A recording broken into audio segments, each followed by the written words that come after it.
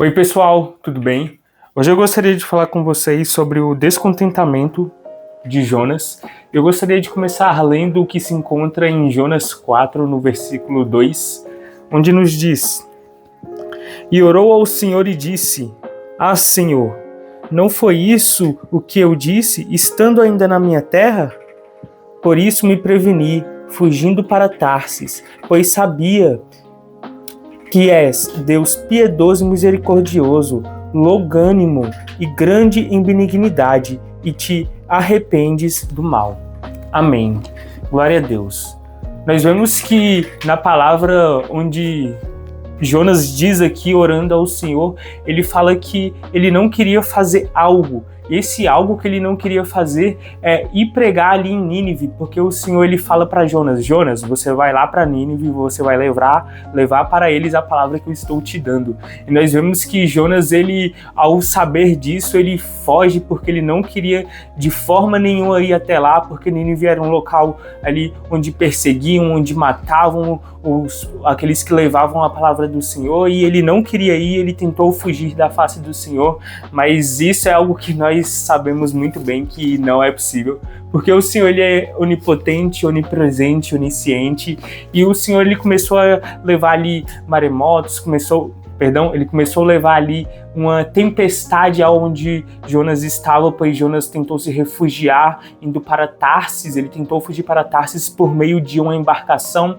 e essa embarcação começou a enfrentar ali uma tempestade, e perguntaram-se como é que nós vamos escapar dessa tempestade. Começaram ali, aqueles que estavam ali naquela tempestade, naquela embarcação, orar aos seus deuses, falando aos deuses dele, que não é o verdadeiro Deus, e eles começaram ali a buscar a solução, e nós encontramos Jonas ali em meio a toda essa situação dormindo, e o Jonas ele é despertado por um desses homens que estão nessa embarcação e fala: ei, porque tu dormes, levanta-te.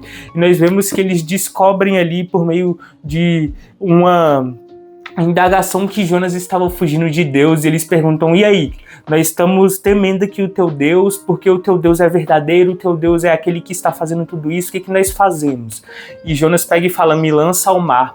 E nós vemos que Jonas ele é lançado ao mar, e aquele local ali onde ele estava, Deus foi lá, enviou um grande peixe, pega Jonas, ele fica 3 dias ali, ele já ali sem forças, ele ora ao Senhor, finalmente compreendendo que a vontade do Senhor é soberana, e ele pega e vai lá e leva a verdade ali ao povo de Nínive, pregando ali o arrependimento a eles. E nós vemos que ele fala que em 40 dias aquela cidade estaria em ruínas, que o Senhor ele ia destruir, e aquela população daquela cidade ela vai lá e se arrepende dos pecados, e a destruição não acontece. E é onde nós chegamos no ponto onde Jonas ora ao Senhor falando que Deus é piedoso e é misericordioso, longânimo e grande benignidade, e que se arrependes do mal, que te arrependes do mal. E nós vemos que Jonas, no final de tudo, ele queria que acontecesse ali a destruição dessa cidade, mas o Senhor não. O Senhor ele queria que eles gerassem um arrependimento e voltassem para a verdade. Então, enquanto Jonas almejava algo, o Senhor almejava outra coisa totalmente distinta do que Jonas pensava. Então Jonas ele tinha ali um coração que era sujo, porque o Senhor ele queria ali o arrependimento, o Senhor ele queria a volta dos filhos dele para o caminho correto, mas Jonas não. Jonas queria que a destruição acontecesse naquela cidade, enquanto o Senhor queria que a reconciliação acontecesse. Nós vemos que isso é algo que nós enxergamos muitas vezes hoje em dia, é algo que nós devemos refletir e também tomar cuidado, que é o seu irmão. Às vezes ele pode estar ali cometendo alguma coisa, a sua irmã, os seus amigos, e eles vão lá e são resgatados pelo Senhor, e você pensa: poxa, mas Senhor, ele tem que ser castigado alguma coisa.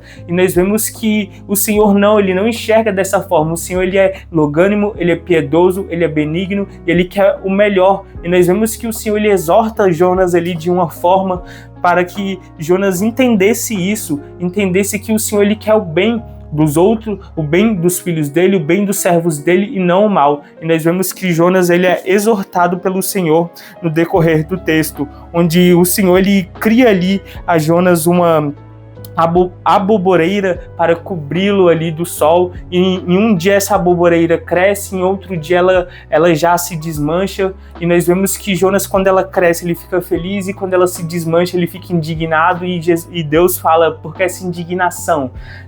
E Deus fala para ele, da mesma forma, eu fico ali em relação a essa cidade, porque o Jonas, ele ficou extremamente feliz quando surgiu a aboboreira, e quando ela ali se desfaz, ele fica muito triste, ele fica indignado, e o Senhor diz a Jonas no versículo 10: tivesses compaixão da aboboreira, na qual não trabalhaste nem a fizeste crescer, que em uma noite nasceu, em uma noite pereceu. E não hei eu de ter compaixão da grande cidade de Nínive, em que estão mais de 120 mil homens, que não sabem discernir entre a sua mão direita e a sua mão esquerda, e também muitos animais. Então nós vemos que o Senhor, ele tem compaixão, algo que Jonas não estava tendo, era a compaixão entre aqueles. E nós vemos que ele é exortado. E hoje eu gostaria de te convidar a refletir sobre isso, que é: você está tendo compaixão? Você está cumprindo aquilo que o Senhor falou para você fazer? Você não está sendo que nem Jonas, correndo ali para outra cidade, correndo para Tarsis, enquanto era para você ir para Nínive, levar a verdade para os seus, e aqueles que são seus se arrependerem e voltarem para o caminho do Senhor? Então te convido a refletir.